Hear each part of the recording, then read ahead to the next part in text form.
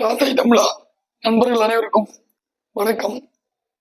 நம்ம பார்த்தோம்னா தொடர்ச்சியா சினிமா துறையில பார்ட் டூ ஒன்று எடுக்கிறது பழகம் ரொம்ப வைரலாகி நல்லா போய்கிட்டு இருக்குது.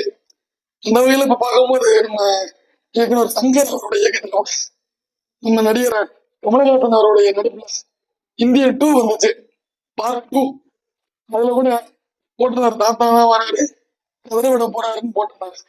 அதே மாதிரி இப்ப இங்க ஒரு சம்பவம் பார்ட் 2 மாதிரி இங்க ஒரு கதற விட போற சம்பவம் தான் நடந்துகிட்டு இருக்குது. அது என்னன்னு பாக்குறோம்னா, ஆர்கனைசர் தலைவர் டாக்டர் டெட்ரோஸ் என்ன சொல்லியிருக்காங்கன்னா, ஒரு கொடிய நோய் பரவலா பரவிட்டு இருக்குது. இது உலக நாடுகள் எச்சரிக்கையா இருக்கணும், பாதுகாப்பா இருக்கணும் ஒரு முன்னெச்சரிக்கை நடவடிக்கையா அறிவிச்சிருக்கிறாங்க. எம்பாக்ஸ் அப்படின்னு ஒரு நோய். எம்பாக்ஸ் அப்படின்னு வாங்க இந்த காணொலியில விரிவா பார்ப்போம். ஒரு நாள் என் தமிழ் மீது, என் தாயின் மீது, என் தலைவன் மீது சத்தியம் என்று சொல்றேன், இந்த நிலம் எனக்கு சிக்கிட்டு நீ செத்த.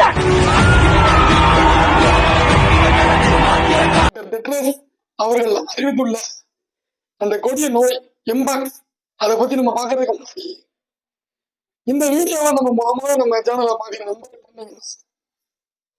சப்ஸ்கிரைப் பண்ணிட்டு கீழே உள்ள குறிப்பிட்டு அப்படியே ஆக்கிட்டீங்கன்னா தொடர்ந்து நம்ம போடுற காணொலிகள்ல உங்களை சேரும்.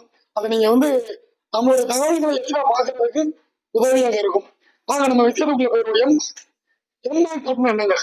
எம்பாக்ஸா மங்கி பாக்ஸ். மங்கி பாக்ஸ் அப்படின்னு எப்படி அதோட சுருக்கமா சொல்றதா இந்த எம்பாக்ஸ் சொல்றாங்க. இந்த எம்பாக்ஸ் மங்கி பாக்ஸ் முதல்ல எங்க இருந்து கண்டறியப்பட்டது? 1958 இருந்து இது முதல்ல இருக்குது. இது காங்கோன்னு ஒரு நாடு, ஆப்பிரிக்கால ஒரு நாடு. அங்க ஒரு காலனி, குரங்கு காலனிக்கு வச்சு குரங்குகள் எல்லாம் கூட்டு வச்சு ஒரு கூண்டில் அடைச்சி வச்சு ஒரு ரிசர்ச் பண்றாங்க. அந்த ரிசர்ச் பண்ணும்போது அப்பதான் முதல்ல பாக்குறாங்க அந்த குரங்களோட உடம்புல அங்க அப்படியே பொக்களமா இங்கெல்லாம் வருது.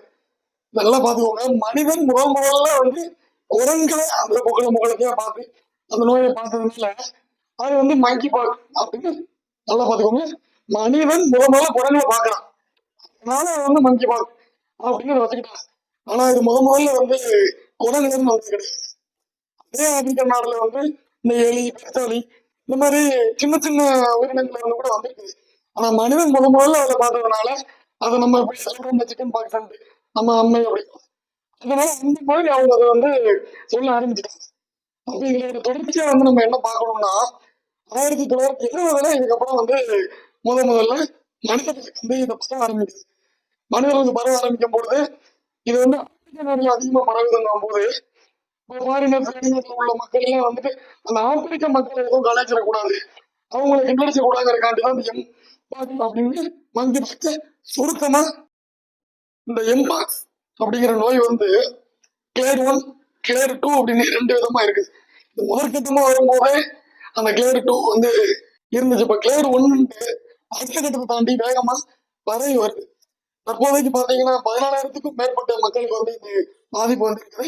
500க்கும் மேற்பட்ட மக்கள் உயிரிழப்பு நடந்திருக்குது. இதுல இந்த நோய் எப்படி பரவுதுன்னு பாத்தீங்கன்னா, நம்ம இந்த கை கொடுக்கறது, ஒரு உறுதி விட்டு நிக்கிறது, இந்த மாதிரி சின்ன சின்ன விஷயங்கள்ல கூட இது பரவுது. இது முதல்ல இதோட அறிகுறி எப்படி பார்த்தோம்னா, காய்ச்சல், தலைவலி அப்படின்னு ஆரம்பிச்சு சின்ன சின்ன கைவலி, இந்த முகவலி இந்த மாதிரி ஆரம்பிச்சு முகத்துல அப்படியே அந்த புகழமா முக்கியமா ஆண்களுடைய அந்த முக்கியமான உறுப்புகள் எல்லாம் பயன்படுத்தி அங்கெல்லாம் பரவுதுன்னு சொல்றாங்க. அப்ப அந்த அளவுக்கு நம்ம முன்னெச்சரிக்கையா இருக்கணும். இதுல இதை கண்டறியவே 5 நாள்ல இருந்து 21 நாள் ஆயிருதுங்க. இப்படி ஒரு கொடிய நோய் இருக்குது. ஆனா இதுக்கு இது நாள் வரைக்கும் வேக்சின் கண்டுபிடிக்கல.